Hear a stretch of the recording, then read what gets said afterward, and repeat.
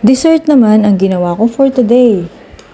Ito ay isang overloaded na dessert na may cashew nuts, may marshmallows, chocolate chips, at chocolate syrup. Ito ang overloaded homemade double Dutch ice cream. Syempre, napakasarap. At hindi rin siya masyadong matamis. Tama lang yung tamis. Nasa inyo naman yan kung gaano karaming condensed milk yung ilalagay nyo para tumamis ito. Better talaga pag homemade ice cream kasi makokontrol mo yung sweetness at isa pa, malalagay mo kung ano-anong ingredients ang gusto mong ilagay. Napakadali lang gawin ito kasi pag halu-haluin mo lang naman lahat ng ingredients tapos ilalagay mo lang sa ref, yun na yun.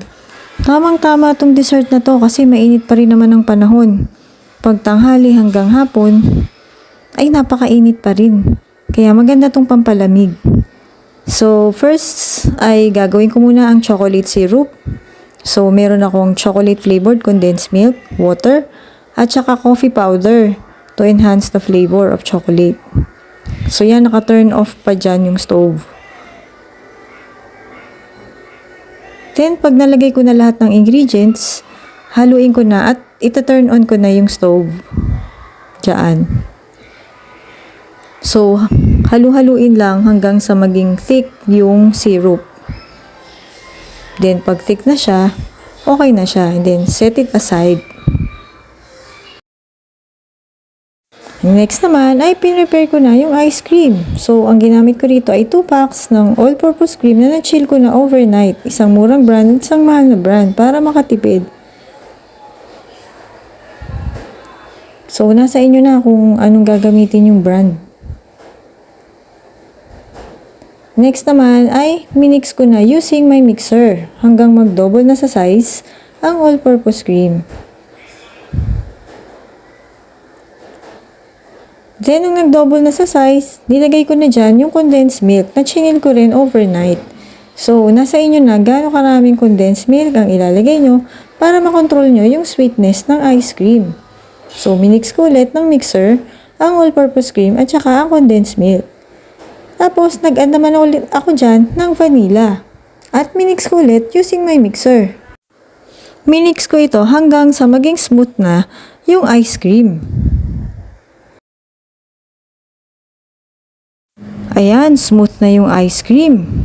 So, inilagay ko na yung ibang ingredients like marshmallows, cashew nuts na ginrind ko ng konti, dark chocolate chips.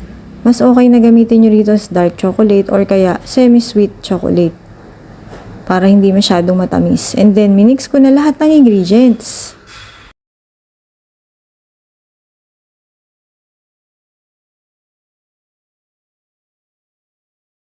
And then, nilagay ko na sa container ang ice cream mixture. So, per layer, lalagyan ko rin ng chocolate syrup.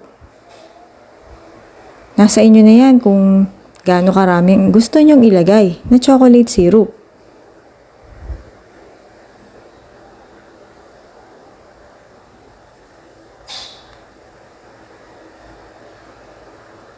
Yan, third layer na.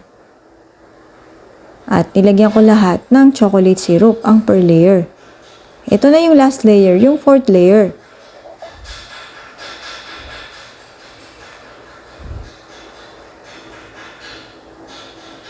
Yan, nilagyan ko rin yan ng chocolate syrup. Dahil nga overloaded itong double Dutch na to, naglagay pa ako ng additional toppings na marshmallows, chocolate chips, at saka cashew nuts. Ibang-iba talaga ang homemade ice cream kasi nga, pwede mo lagyan ng mas maraming ingredients. O yan, nilagyan ko pa ng additional na chocolate syrup.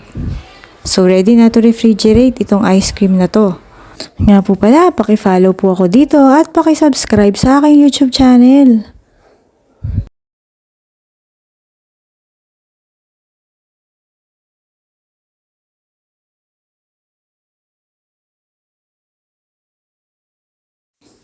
Then, kinover ko na yung ice cream.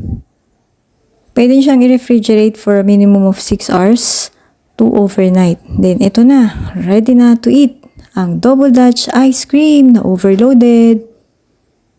Nakita nyo naman, punong-puno ng ingredients. At tamang-tama sa mainit na panahon. Nilagyan ko pa ng chocolate syrup.